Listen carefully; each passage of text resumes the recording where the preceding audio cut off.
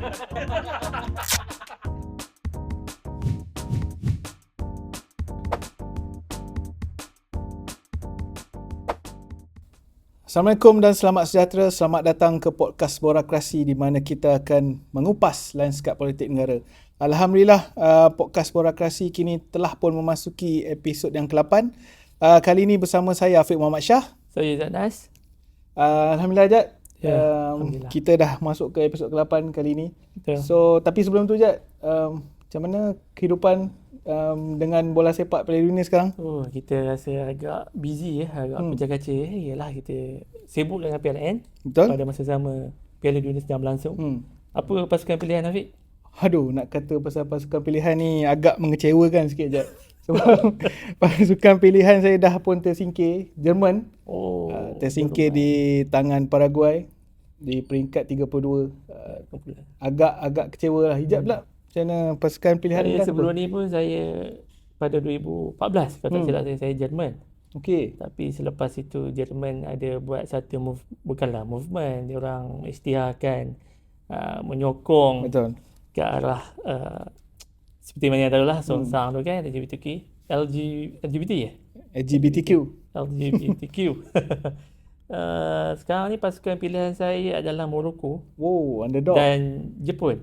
Okey. Tapi sayangnya Jepun pun dah tersingkir dengan Brazil. Mhm. Tapi apa pun hari ini kita bukanlah nak bercakap banyak tentang Piala Betul. Dunia, tapi kita nak fokus kepada pilihan raya negeri Johor. Betul. Yang mana akan rakyat Johor akan mengundi pada 11 Julai ini.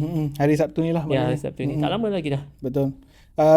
Tapi Jad, sebelum kita nak bagi tumpuan mungkin fokus terhadap beberapa don lah yang kita akan kupas, kita mungkin nak cerita sikit lah dia punya background tentang pilihan raya negeri Johor ni.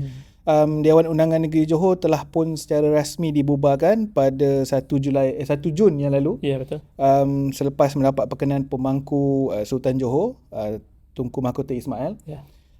Dan seterusnya Suruhanjaya Pilihan Raya telah pun bermesyuarat dan menetapkan tarikh 11 Julai lah untuk pilihan raya. Dan penamaan calon baru ni 27 Jun ya. 27 Jun. Yang lalu. Dan penamaan calon ni agak unik lah. Betul. Sebab kita tengok ada satu transisi memetik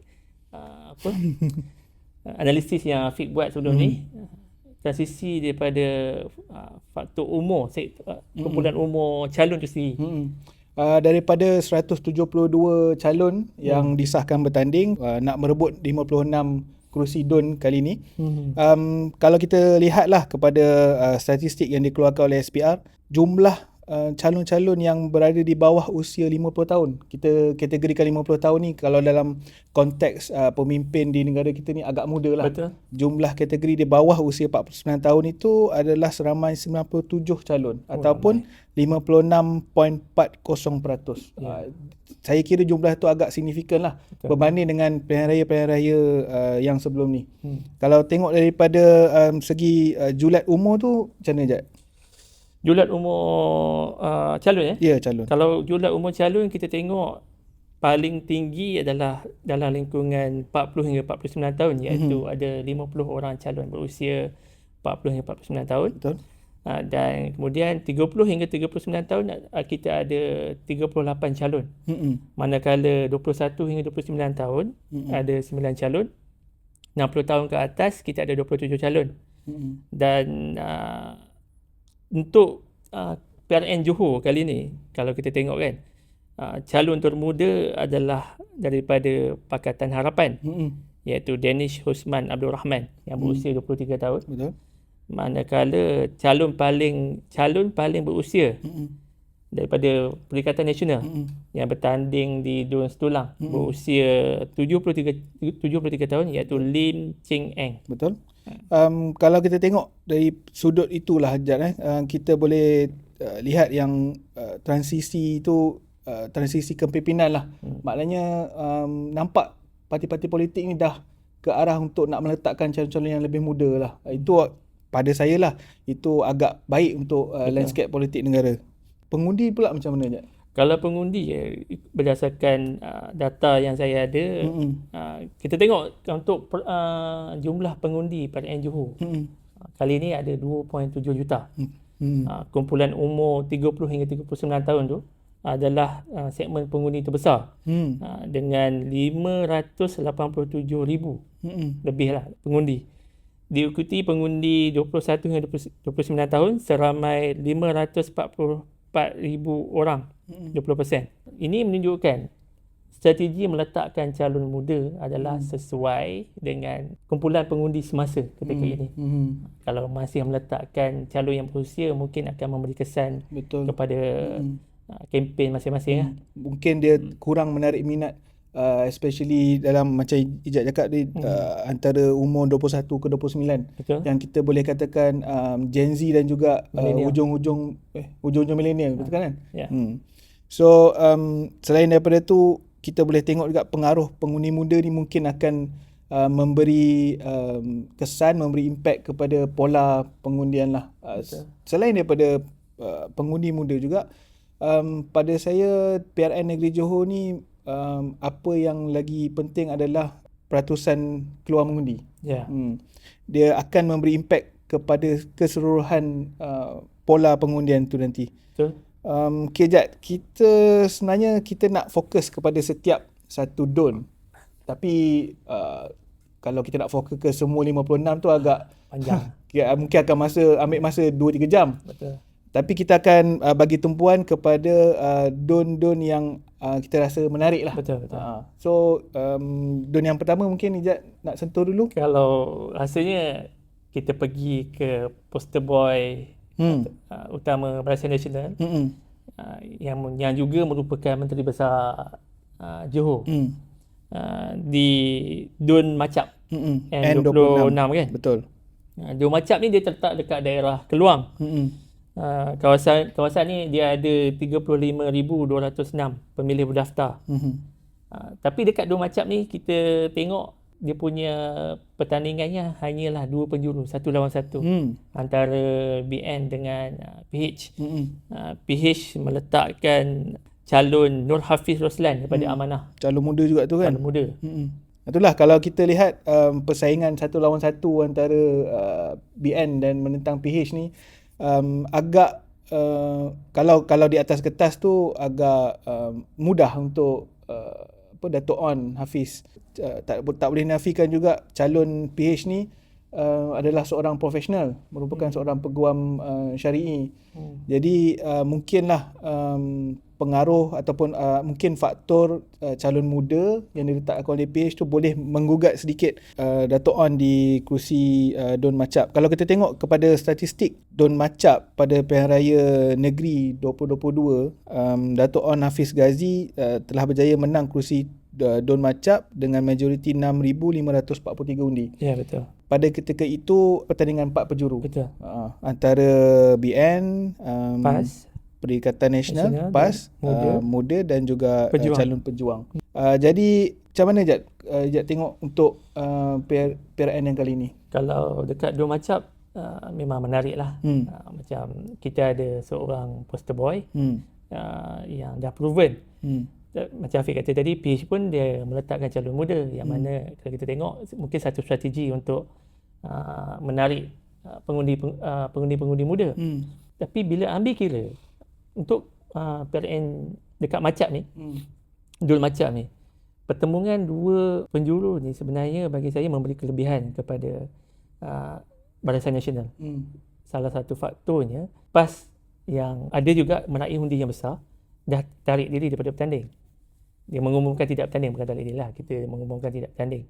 Dan ada pemimpin PAS mengatakan siapa-siapa pengundi PAS, calon PAS tidak ada bertanding kat situ, boleh bertanding dekat boleh undi kepada calon BN, menolak terus calon Pakatan Harapan. Jadi mungkin kemungkinan besar Wan Hafiz ni ada peluang untuk menaikkan majoriti dia daripada 6,000 lebih tu menjadi 5 angka.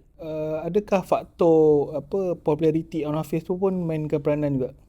Daripada yang kita lihat setakat ini, faktor Wan Hafiz tu memang sangat kuat lah. Dengan kecemerlangan dia kat mentadbir. Bukan kecemerlangan beliau saja, tapi kecemerlangan keseluruhan pentadbiran kerajaan negeri. Tapi tak dinafikan juga PH ada peluang dengan apa yang dilakukan oleh kerajaan pusat, sebab kita tak boleh nak tengok daripada satu side saja bila nak mengundi. Daripada satu side lain, Pakatan Harapan membuat kerja yang cemerlang juga di peringkat pusat. Itu pada pandangan saya lah. Kalau pandangan saya betul apa yang Ijat sebutkan tu, cuma Ijat dia sebutkan juga tentang nasihat ataupun seruan pemimpin-pemimpin PAS untuk penyokong-penyokong mereka dan pengundi-pengundi mereka menyokong calon-calon BN, mengundi calon-calon BN di kawasan yang mereka tak tandingi kan. Pada pandangan saya itu mungkin akan sedikit backfire, terutama sekali dalam kalangan pengundi bukan Melayu. Apabila mereka melihat seruan sebegitu, mungkin mereka akan keluar berbondong-bondong untuk mungkin sebelum ni mereka agak tak nak keluar untuk menyokong atas sebab-sebab tertentu kan. Tapi mungkin disebabkan seruan sedemikian, mereka akan keluar berbondong-bondong dan turn out tinggi dan seterusnya menyokong calon Pakatan Harapan. Itu salah satu situasi yang mungkin penganalisis pun dah perkatakan sebelum ni lah. Antara cabaran lain juga saya tengok adalah brain and drain voter dekat Dun Macap ni. Bukan Dun Macap je, dekat PLN Johor kali ni. Sebab pengundi-pengundi muda yang kita tahu jumlahnya sangat besar pada kali PLN kali ni. Kalau kita tengok daripada pemantauan di lapangan, ramai yang memperkatakan peluang pekerjaan. Lagi satu tu, diorang terpaksa berhijrah keluar. Mungkin itu akan menjadi kesulitan lah. Macam mana bagi setiap calon untuk macam mana diorang nak tarik pengundi muda ni. Apa yang janji yang boleh diberikan. Bagaimana nak mewujudkan peluang pekerjaan di kawasan Dun Macap lah. Sebab kita sebut pasal Dun Macap. Itulah faktor yang saya tengok pengundi muda ni ada kesulitan sedikit lah untuk mereka tarik. Adakah faktor pengundi muda tu mungkin sebab kita faham yang Johor ni bersebelahan, berhampiran dengan Singapura dan ramai pengundi-pengundi muda ataupun golongan muda yang mencari rezeki di Singapura. Adakah faktor pekerjaan yang macam Izzat sebutkan tu akan memberi impak kepada pola pengundian? Maknanya mana-mana saja pihak yang memberi tawaran, bagi contoh memberi tawaran peluang pekerjaan, itu yang pengundi muda ni lihat, ataupun ada faktor-faktor lain macam ekonomi ataupun kos hari hidup macam mana? Semua itu berkait rapat lah kalau kita nak cakap. Kalau dia bukan semata-mata peluang pekerjaan. Ini berdasarkan pemantauan di lapangan. Yang mana kita tengok, kita bukan nak kata 100% tepat. Tapi selain daripada peluang pekerjaan, macam Afiq kata, faktor ekonomi itu juga menentukan ke arah mana undi mereka pergi. Dan itu dipegang oleh kerajaan persekutuan lah. Sebab kos sara hidup bukan di bawah kerajaan negeri. Dia lebih besar daripada kerajaan negeri sebenarnya untuk menentukan kos sara hidup di satu-satu tempat. Mungkin kerajaan negeri boleh membuat sesuatu, tapi kita tengoklah apa kreativiti dia orang untuk menarik minat pengundi muda ni. Apa yang dia orang nak persembahkan.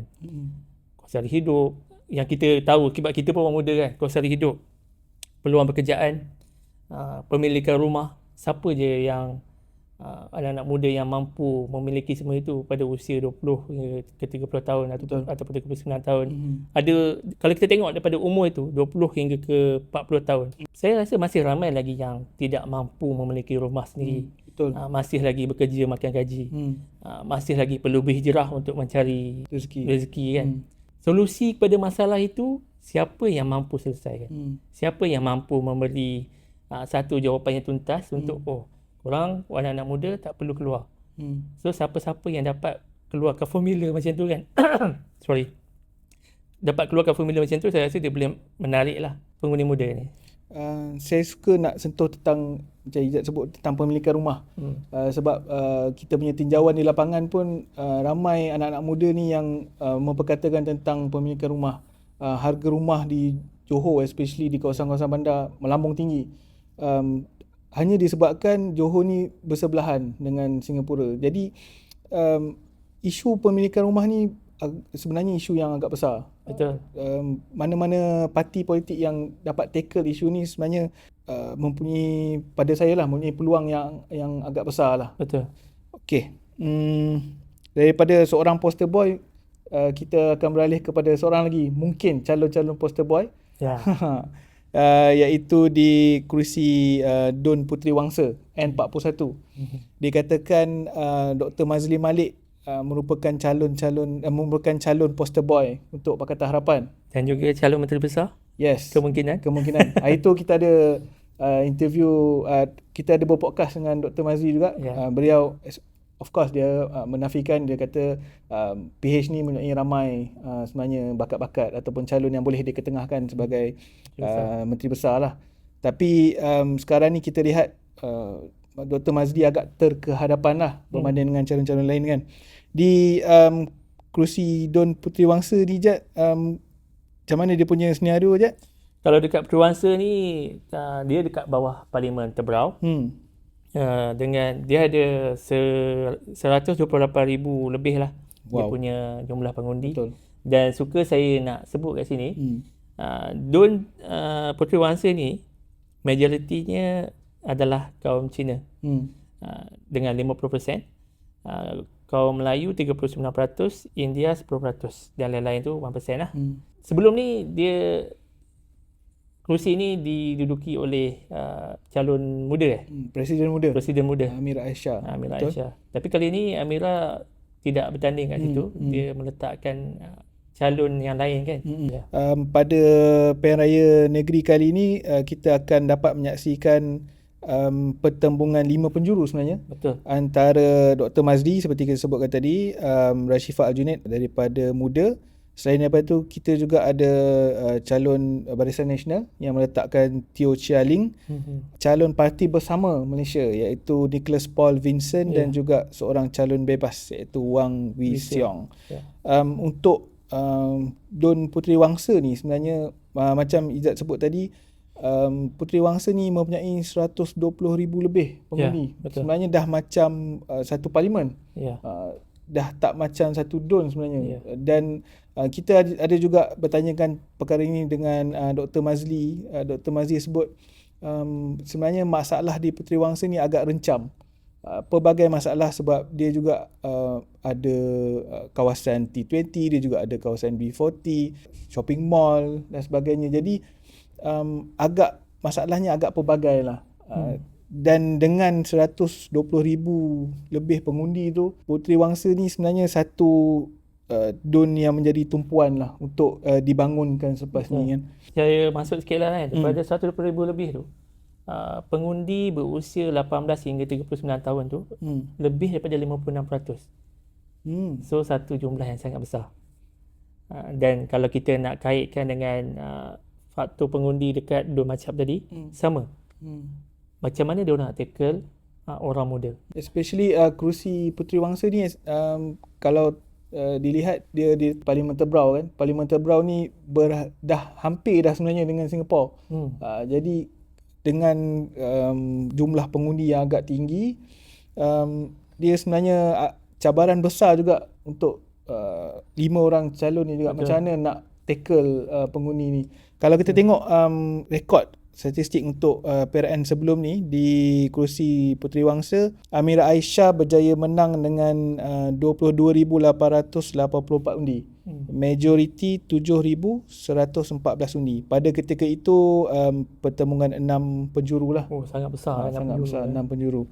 Pada ketika itu ada calon Barisan Nasional, calon PN, Pejuang dan juga bebas pada seorang. Dan ketika itu Fik, Amira Aisyah muda tu di bawah Panji PH Betul.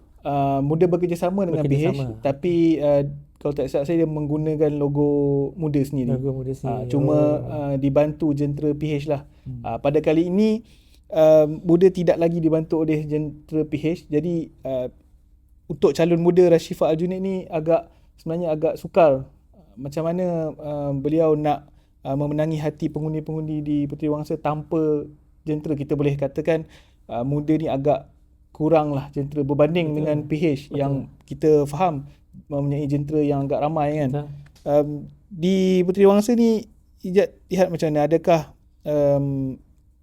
PH boleh nak merampas balik kerusi ni? Puteri Wangsa ni adalah satu Dun yang saya rasa agak dramatik dalam memilih parti ataupun memilih calon. Sebab kalau kita tengok pada 2004 hingga 2013 iaitu selama 2 penggal, Betul. Dun Puteriwangsa, pengundinya memilih BN. Dan kemudian 2013 hingga 2018 berubah menjadi PAS. Dia memilih PAS. Dan 2014 sehingga 2022 PH bersatu dan PN bersatu. Dan 2022 bertukar lagi. Hingga 2026 muda. Dan kali ini saya menjangkakan akan berlaku pertukaran lagi. Cuma ke arah mana tu saya tak dapat ramal lah. Cuma kalau kita lihat daripada prestasi semasa kempen ketika ini, prestasi calon, Dr. Mazli agak ke depan berbanding calon-calon lain. Itu pada pandangan saya. Saya setuju dengan pandangan Izzat tu, dan saya rasa pemilihan Dr. Mazli di kerusi Puteriwangsa ni pun agak crucial lah. Orang ramai yang melihat Puteriwangsa ni ibarat safe seat untuk Dr. Mazli. Yeah. Puteriwangsa ni kira kawasan putih untuk Pakatan Harapan. Tapi kalau kita tengok secara mendalam dengan 120,000 lebih pengundi tu, sebenarnya tak. Puteriwangsa ni sangat kira tak berapa nak stabil sebenarnya di awalnya lah untuk Pakatan Harapan. Tapi dengan strategi untuk meletakkan Dr. Mazli tu, ia sebenarnya saya rasa agak membantu Pakatan Harapan untuk nak menang balik kursi ni. Dalam pemantauan kita di lapangan juga, antara isu yang dibangkitkan oleh penduduk-penduduk di Puteriwangsa ni adalah isu kesesakan lalu lintas, jalan berlubang, pemilikan rumah. Dan isu-isu ni sebenarnya saya tengok calon yang terkehadapan membawa isu ni adalah Dr. Mazli lah. Kalau kita ingat, baru je lagi Dr. Mazli naik Myvi, memandu di kawasan Puteriwangsa dan melambung-lambung katanya. So saya rasa beliau dah satu langkah di hadapan lah. Tapi itu semua hanyalah orang kata sentimen sebelum. Nak diterjemahkan tu macam mana, kita tengok apa respon sebenar pengundi pada hari pengundian 11 Julai nanti. Adakah sentimen Dr. Mazli semasa beliau menjadi Menteri Pendidikan dulu, baggage tu dibawa sampai ke ni, ataupun sebenarnya orang pengundi-pengundi especially di Puteriwangsa ni tak melihat ke arah tu dan melihat kepada sosok Mazli tu sekarang? Kalau kita tengok daripada di media sosial dan di lapangan, yang mana orang melihat Mazli yang sekarang, walaupun di media sosial ada yang memainkan video-video lama beliau, isu-isu lama beliau. Kita kena faham, kita kena tahu Mazli Malik ketika pertama kali masuk ke politik ni, pertama kali berjaya menang di parlimen, beliau menjadi seorang ahli politik yang paling popular. Dan kena ingat, beliau juga telah secara undi lah, ada undian dibuat, beliau menjadi menteri yang paling tidak popular. Dan benda itu lah yang orang kata mungkin zaman yang beliau agak turun ke bawah sedikit. Dan selepas dia hiatus ke, kita boleh katalah dia mendiamkan diri, bukanlah mendiamkan diri, mengundurkan diri sedikit, beliau dah bina balik lah reputasi beliau. Dan ketika ini beliau dilihat sangat aktif untuk menyuarakan benda-benda yang perlu diperbaiki di Puteriwangsa. Dan saya rasa beliau ada peluang. Dan kalau kita tengok calon-calon yang lain tu, mungkin mereka kurang kehadapan sedikit. Betul. Kita bukan nak menafikan kredibiliti calon-calon lain, tapi mungkin agak sukar lah. Barisan Nasional juga pun tak meletakkan calon yang agak heavyweight di kerusi Puteriwangsa tu kan. Jadi bila kita lihat situasi tu, kita agak nampak mungkin Dr. Mazli ada kelebihan yang agak besar. Betul. Okey Jad, kita ke Don seterusnya adalah Bukit Kepong. Don Bukit Kepong. Bukit Kepong yang menampilkan pengerusi Perikatan Nasional Negeri Johor, Dr. Syarudin Jamal. Dr. Syarudin Jamal. Pengerusi Perikatan Nasional pengerusi bersatu Negeri Johor, kata saya. Perikatan Nasional Negeri Johor, adakah dia lagi ke saya pun saya tak pasti. Tapi calon di Puteriwangsa di mana tadi? di Bukit Kepong. Di Bukit Kepong ni kita tengok ada pertembungan 3 penjuru lah, antara PH, BN dan PN. Menarik untuk kita tengok sebab dekat Bukit Kepong ni majoriti sebelum ini hanyalah 710 undi sahaja. Dan kali ini pertembungan 3 penjuru ni PH meletakkan calon PKR si Subramani, UMNO meletakkan Ahmad Syari'i Yusof ataupun lebih popular dengan panggilan Cikgu Syari'i, dan Perikatan Nasional meletakkan Dr. Sahrudin Jamal. Sahrudin Jamal ni beliau adalah penyandang lah, bekas Menteri Besar Johor juga sebelum ni kan. Di kerusi Bukit Kepong ni menarik untuk kita lihat, PH meletakkan calon PKR berbangsa India, berbanding Barisan Nasional meletakkan calon UMNO. Betul. Dan juga Dr. Sahrudin sendirilah. Kita kalau kita tengok psiki PH ni, kenapa dia letakkan calon India di kerusi yang di mana penjabat-penjabat lain meletakkan calon berbangsa Melayu? Pada saya mungkin PH cuba untuk tackle pengundi bukan Melayu dekat Bukit Kepong. Tapi kalau kita tengok balik, Vic, disebabkan perbezaan majoriti itu terlampau kecil, so saya menjangkakan mungkin BN akan merampas apa orang panggil kerusi ni, walaupun sebelum ni adalah daripada PN kan. Cumanya faktor penentu adalah pengundi muda. Still pengundi muda faktor penentu untuk di Bukit Kepong ni. Sebab kalau pada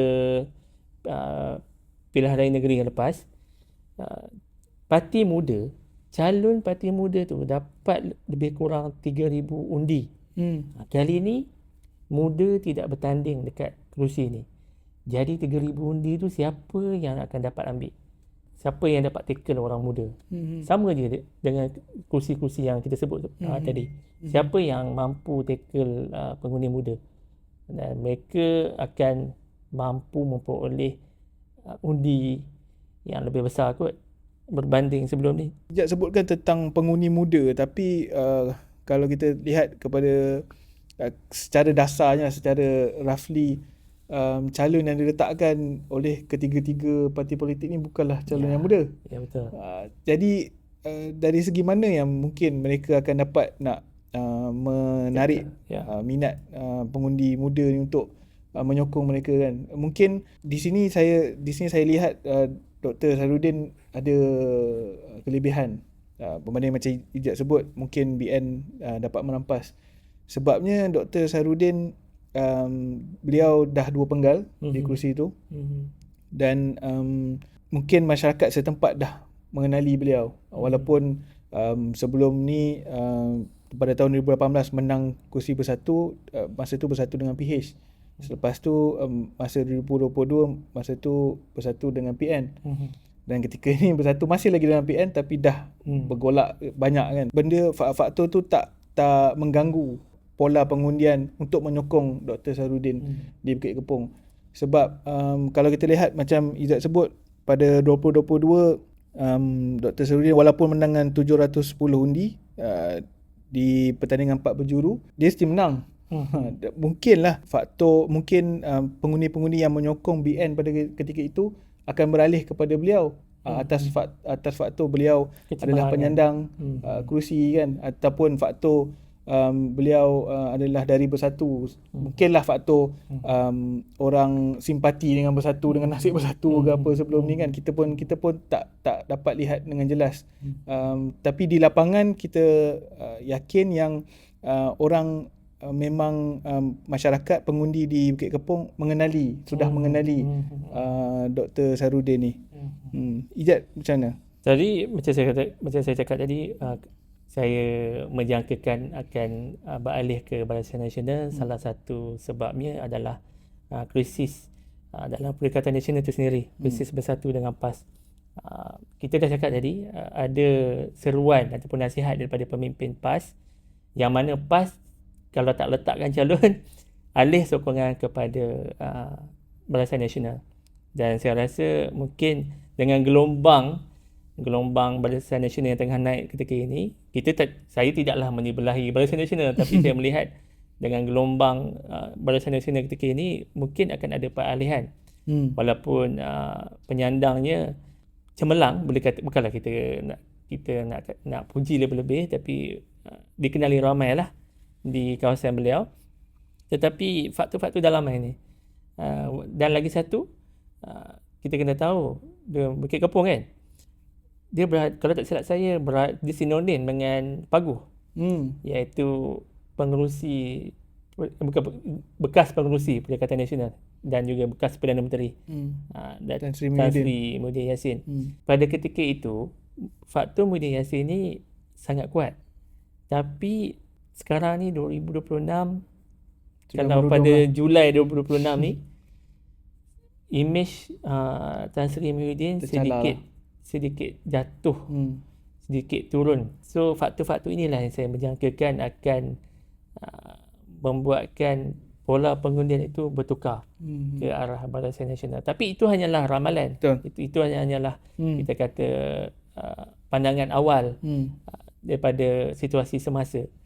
Kalau paling mengejutkan kalau PH boleh menang. Betul.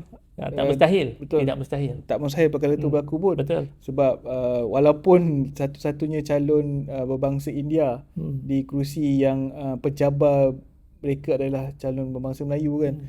Okey, so itu pandangan saya lah setakat ni. Tapi sebelum kita pergi ke kerusi-kerusi lain, kita berehat 5 minit dulu. Okay. Kita kembali selepas ini.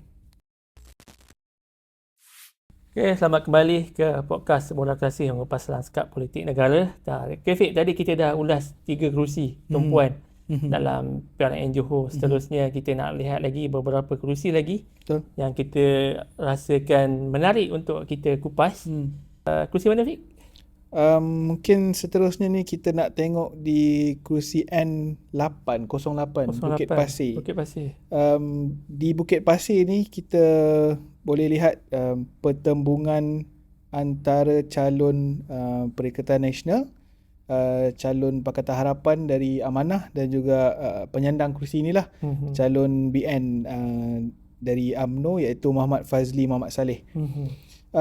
Pada tahun 2022 PRN yang sebelum ni, Muhammad Fazli telah menang kerusi ini dengan majoriti yang sangat-sangat tipis je. Ya, betul. 198 undi saja dalam pertembungan 6 penjuru. Jadi kita boleh tengoklah di Bukit Pasir ni je.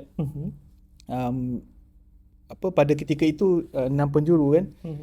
Pada ketika sekarang ni di PRN ke-16 ni 3 penjuru. Tapi ada kemungkinan besar yang disebabkan beliau adalah penyandang. Jadi pengundi di Bukit Pasir akan terus memilih beliau sebagai wakil rakyat mereka lah. Tapi kita tak nafikan juga calon PH dari Amanah iaitu Najib Lab tu sebelum ni pernah bertanding pada 2022 bertanding sebagai calon bebas. Tapi beliau adalah bekas adun di kawasan itu juga pada tahun 2018 di bawah kerusi PAS. Jadi faktor-faktor tu yang mungkin akan swing juga ke arah Pakatan Harapan. Ijat rasa macam mana? Kalau kita tengok dekat DUN Bukit Pasir ni, komposisi pengundi Melayu dia sekitar 63%. Tinggi. Agak tinggi. Sangat tinggi lah sebenarnya. Diikuti pengundi Cina 33%, India 4% dan lain-lain tu 1% lah. Kalau kita tengok data rasmi SPR, DUN Bukit Pasir ni ada 34,142 pemilih berdaftar. Daripada jumlah itu 16,658 pemilih atau kira-kira 48.8% berusia bawah 40 tahun. Sekali lagi pengundi muda. Ya. Kita tengok penyandang beliau, penyandang bagi kerusi Bukit Pasir ni, dia menang dengan majoriti 198 undi. Calon PH macam Afiq kata tadi adalah bekas adun juga kan. Dan manakala PN meletakkan muka baru Muhammad Izharuddin. Bagi saya kalau dekat sini, kalau kita tengok daripada faktor majoriti, faktor situasi politik semasa, ke mana perginya undi PAS, iaitu penyokong PAS. Penyokong PAS ni dia akan memainkan peranan yang penting dekat dalam DUN ini.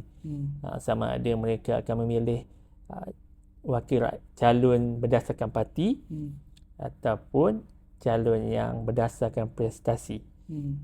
Jadi kalau tengok dekat sini, mungkin PH ataupun kekal dengan UMNO.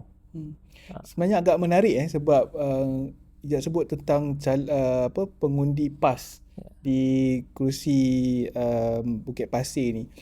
Sebab kalau kita tengok daripada yang kita dah sebutkan tadi juga, amanat daripada kepimpinan PAS untuk mengundi calon BN sekiranya calon mereka tak bertanding. Di kerusi Bukit Pasir ni calon mereka tak bertanding. PN sebenarnya meletakkan calon bersatu kan.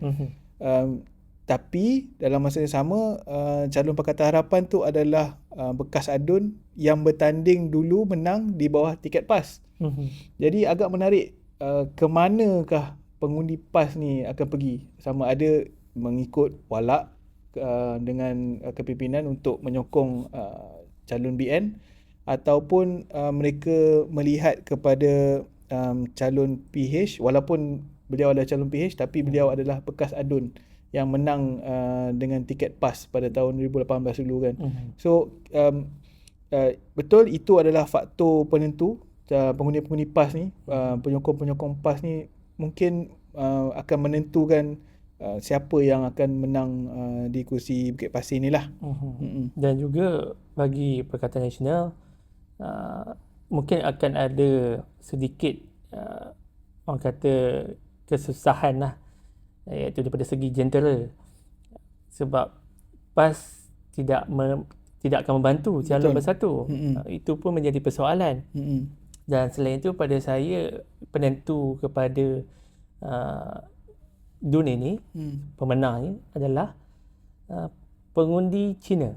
Kita boleh kata pengundi tersembunyi. Siapa yang 33% yang saya cakap tadi tu, siapa yang akan calon yang akan dipilih oleh pengundi Cina. Betul. Walaupun majoritinya adalah pengundi Melayu, tapi kingmaker adalah pengundi Cina sebenarnya. Siapa yang dapat tackle. Sebab tu pada saya dekat sini pertembungannya adalah yang paling besar. Kita tak nafikan kekuatan Perikatan Nasional, tetapi tumpuan adalah lebih terarah kepada calon BN dan calon Pakatan Harapan. Dan lastly, pengundi muda dekat sini hampir 49%. Sangat besar. So siapa yang dapat tackle pengundi muda, beliau lah juara. Sekali lagi pengundi muda. Pengundi muda yang macam kita dah sebutkan daripada awal tadi pun kan.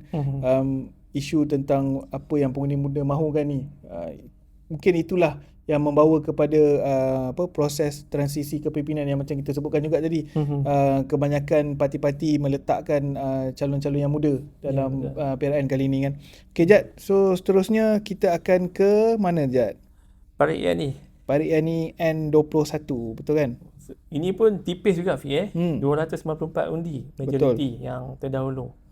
Bawah 1000 ni Fik, bermacam-macam kemungkinan boleh berlaku.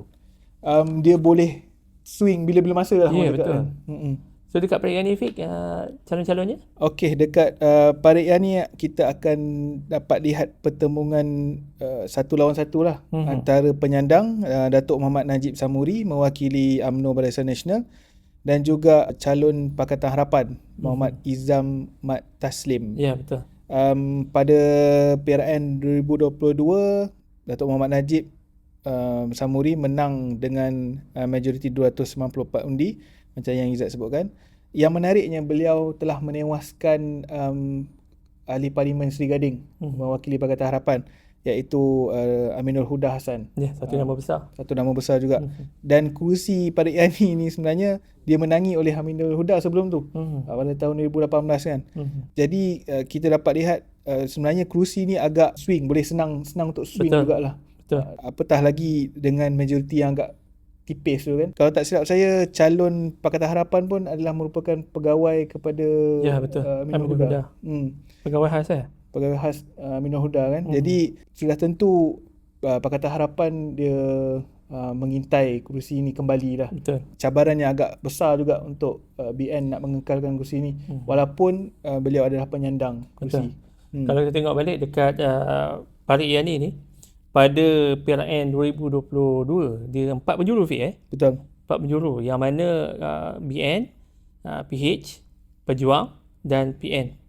Tapi kali ini hanya 2 penjuru. Jadi mungkin undi yang sebelum ini diberi kepada PN dengan Pejuang tu akan beralih kepada kedua-dua parti ini. Tapi kita tahu lah pilihannya adalah siapa. Macam saya cakap tadi, adakah kepada parti ataupun kepada calon. Seterusnya kita tengok apa lagi Fik yang menarik lagi. Endau di kerusi Endau dulu kita tengok kerusi Endau di N32. Kerusi Endau ini agak menarik sebenarnya. Penyandang kerusi ini adalah Alwiah Talib. Kali ini kembali macam dalam saya punya artikel-artikel saya sebutkan, Alwiah Talib kembali menyarung jersey Barisan Nasional kali ini. Sebelum ni pada PRN yang lepas pada tahun 2022 beliau menang dengan majoriti 3,041 undi. Pada ketika itu mewakili Perikatan Nasional Bersatu. Pada 2018 juga beliau menang di kursi ini, tetapi pada ketika itu beliau adalah calon Barisan Nasional. Kita boleh lihat walaupun beliau bertukar parti daripada 2018 ke 2022, beliau masih lagi mampu untuk menang kursi Endau ni lah. Mungkin pengundi-pengundi di Endau ni berpuas hati dengan khidmat bakti yang ditawarkan oleh Alwiah Talib ni lah. Ijaz rasa macam mana, Ijaz? Saya dekat sini saya lihat memang kemungkinan besarnya Alwiah akan mengekalkan kerusi itulah disebabkan prestasi beliau. Rakyat penduduk di situ pun, pengundi-pengundi di situ pun sudah selesa dengan beliau, dengan khidmat kerja beliau. Tapi kita tengoklah kalau kita sebut pasal Jenderal PH kali ini lain, besar. Mungkin akan ada peralihan sedikit daripada segi jumlah undi majoriti tu. Tapi pada pendapat Ijaz, beliau masih lagi akan dapat kekalkan kursi ni lah. Buat masa sekarang kalau kita tengok mungkin masih mengekalkan lagi. Kalau kita tengok rekod sebelum ni pada tahun 2018 Alwiah menang dalam pertandingan 3 penjuru dengan majoriti 3,080 undi. Pada 2022 PRN ke-15 yang lalu Alwiah menang dengan majoriti 3,041 undi.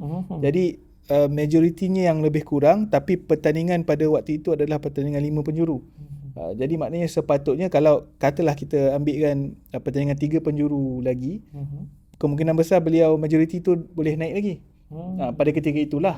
Tapi pada ketika ini pertandingan 4 penjuru antara Alwiah yang mewakili Barisan Nasional, calon PAS Hasnul Hakimi Hussein, calon asli iaitu Jati Awang, dan juga calon Pakatan Harapan Saiful Nizam Samad. Di sini kita lihat berbeza dengan apa yang kita sebutkan sebelum ni. Kebanyakan kursi yang kita sebutkan sebelum ni calon Perikatan Nasional yang bertanding adalah calon Bersatu. Di sini adalah calon PAS. Jadi faktor pengundi PAS tu tak boleh digunakan di sinilah. Maknanya faktor pengundi PAS di Endau ni of course akan solely kepada calon Perikatan Nasional. Mungkin Alwiah akan menang, tetapi pada saya jumlah majoriti yang dimenangi tu macam Izzat sebut mungkin akan sedikit berkurangan lah.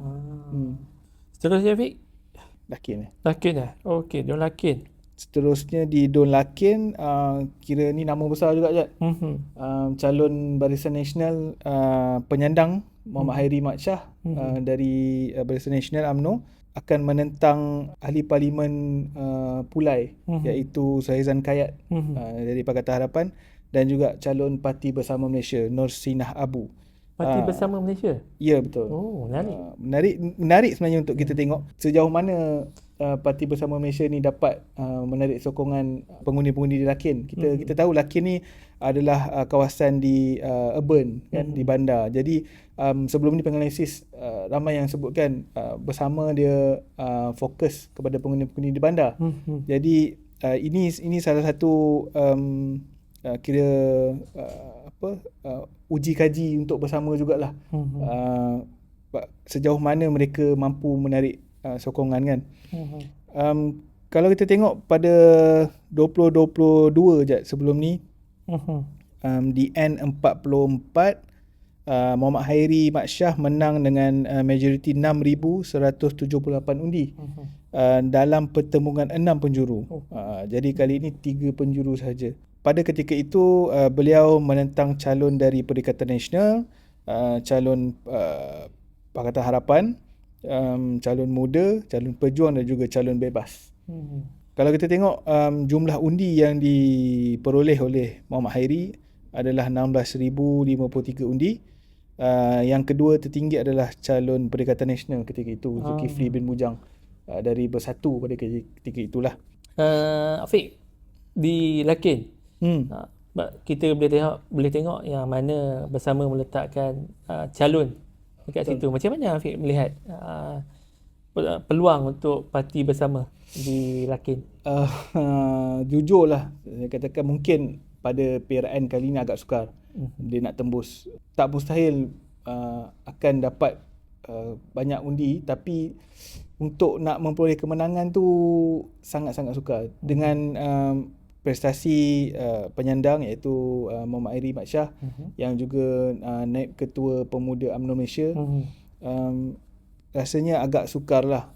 Lagipun kalau kita tengok rekod-rekod sebelum ni pun, rekod pada 2022 pun Khairi telah menang dengan majoriti agak besar lah, 6,000 lebih kan. Jadi pada saya bukan kali ni lah untuk Bersama.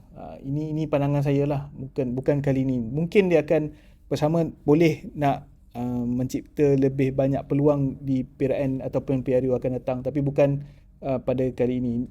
Saya rasakan PRN Johor ini adalah testing ground untuk Bersama. Dia nak test water dulu, nak tengok sama ada macam mana sokongan orang kepada parti ini. Meletakkan calon di Lakin, adakah Bersama Afiq rasa mampu mengekalkan deposit sekurang-kurangnya? Pada pandangan saya dia agak sukar lah sebenarnya. Bersama nak dapat undi yang agak banyak sebenarnya. Dengan dua pejabat mereka ni, iaitu PH dan juga BN, yang sudah pun proven dah dikenali sebagai dua gabungan yang besar kan.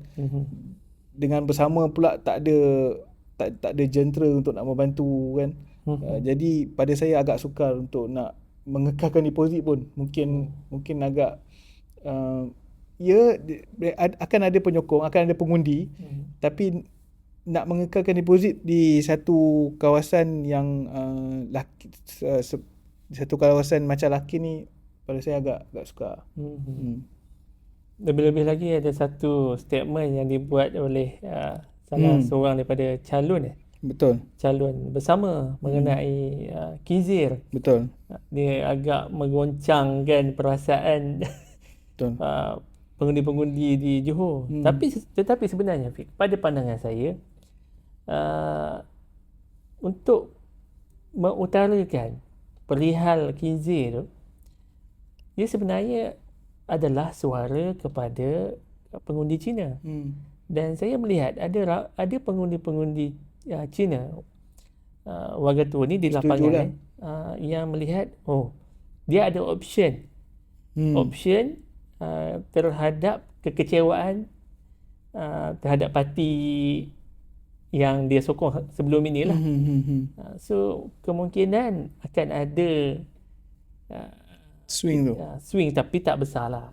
Kita tak cakap lah dia ni mampu menang, tapi boleh meraih sedikit undi daripada Bersama ni. Mungkin akan meraih undi daripada pengundi bukan Melayu yang kecewa dengan parti yang mereka undi sebelum ini.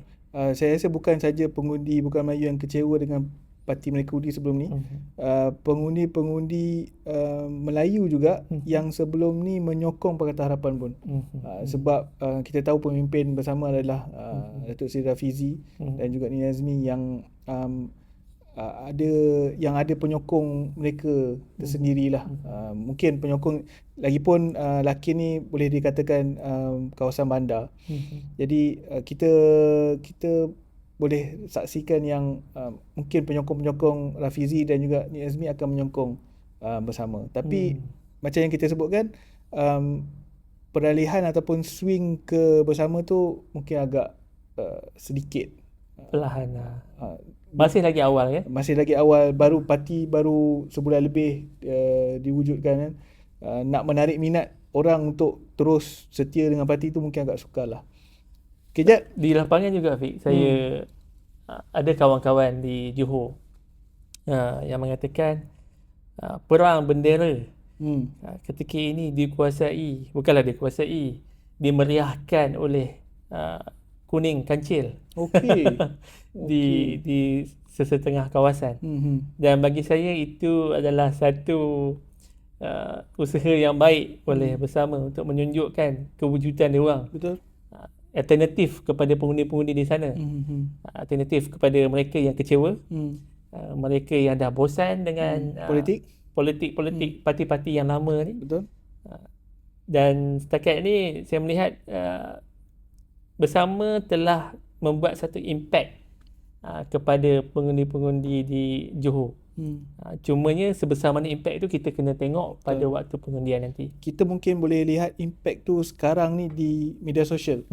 Sebab kita bila kita scroll di media sosial, memang kebanyakan orang ataupun pengguna-pengguna media sosial ni ke arah bersama berbanding mungkinlah ke Pakatan Harapan ataupun ke BN kan.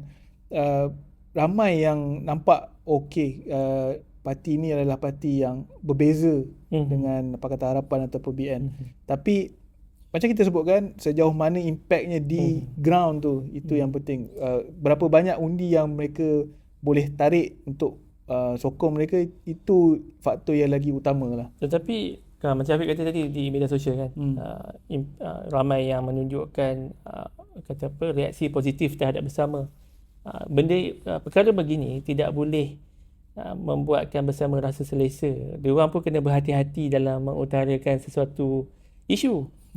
Seperti yang saya sebut tadi, isu Kinzeh yang dilihat sensitif. Keluarnya isu Kinzeh, walaupun bermula daripada seorang ahli bersama, calon bersama, dia memberi impak kepada keseluruhan.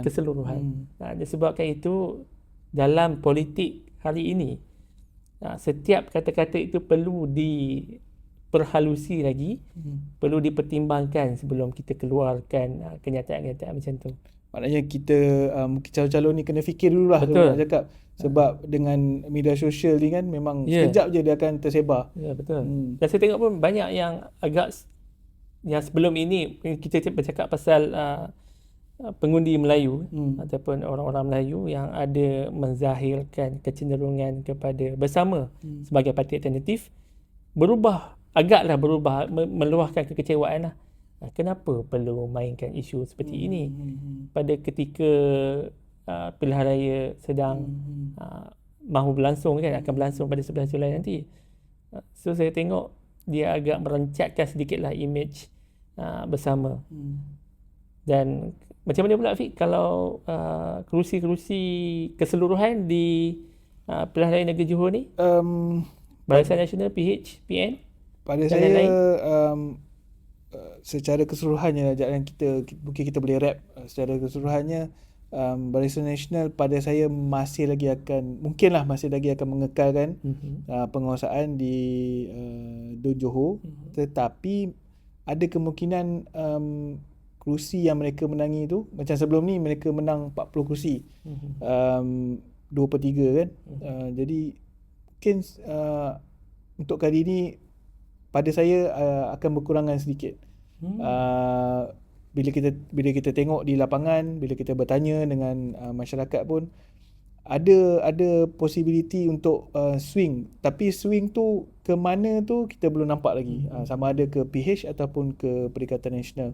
Tetapi ada beberapa kursi yang kita tengok macam okey, ini bakal swing. Mungkin disebabkan faktor calon ataupun mungkin disebabkan ketidakpuasan hati dengan penyandang, ataupun ada certain isu yang mengganggu fikiran pengundi di setengah DUN tu kan.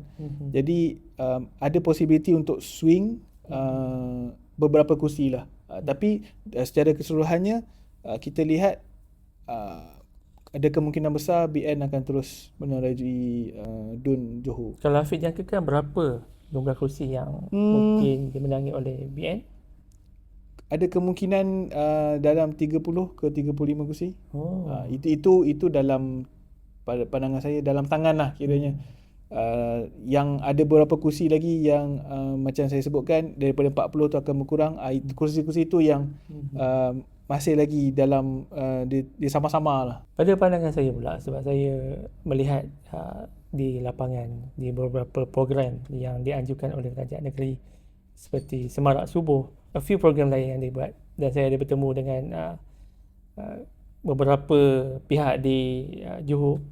Saya melihat akan ada pertambahan kursi bagi Barisan Nasional, mungkin dalam 4 ke 5 kursi, dan PHDAP khususnya akan ada sedikit kita kata gelombang perubahan, angin perubahan, kerana saya tengok pengundi-pengundi yang berusia 60 tahun ke atas, ini bukan kita tanya seorang-seorang, ini hanyalah dapatan kepada a few yang kita tinjau.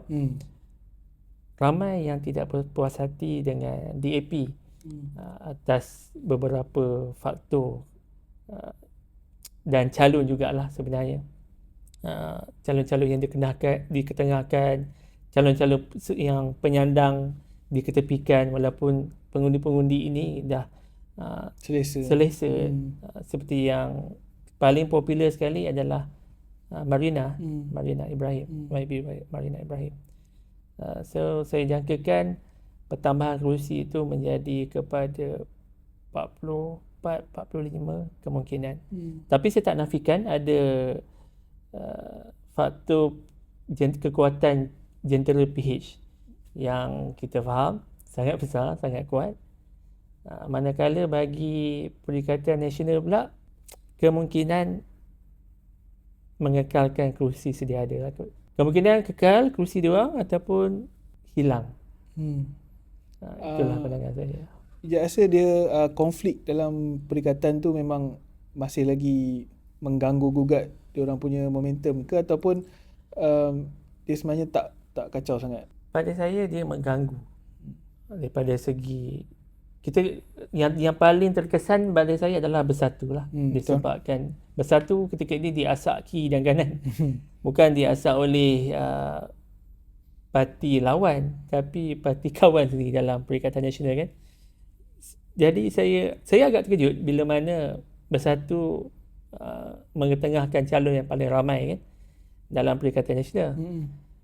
Kita tengok pada penamaan calon, kalau sebelum ini penamaan calon Bersatu ramai di belakang, tapi untuk PRN kali ini jumlahnya dilihat agak sedikit, bukan agak sedikit lah, sangat sedikit.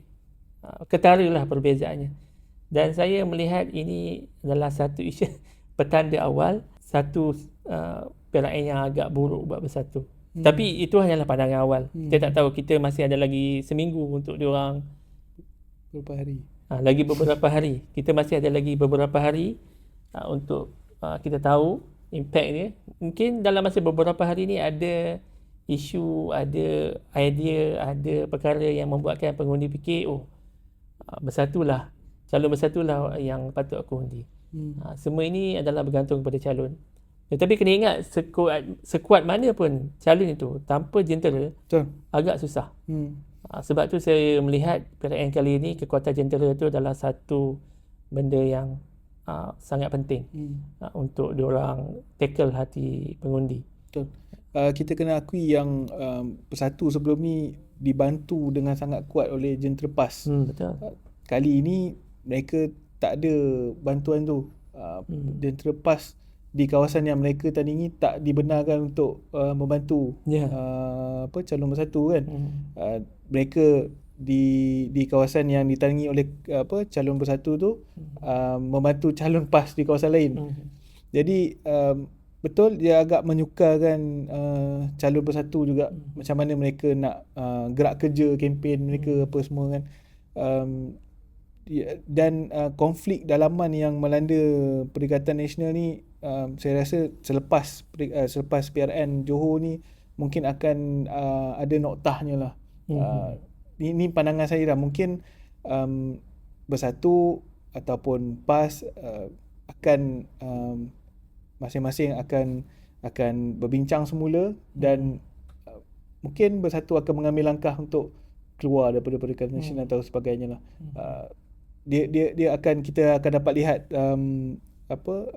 ceritanya, apa kabarnya selepas PRN Johor ni. Dan antara faktor lain juga saya tengok pengundi sekarang ini lebih celik. Sebab lebih separuh, lebih 50% adalah pengundi muda. Kita kena faham benda itu. Dan benda untuk tackle hati pengundi muda ni, bagi saya setiap parti ni mempunyai kesukaran. Kadang-kadang kita tengok ada parti yang tidak ada idea langsung untuk tackle hati pengundi muda. Selain pada pengundi muda, kita tengok pada kekuatan jentera. Kekuatan jentera sudah semestinya kita akan fokuskan kepada yang nampak gah lah, BN dengan PH.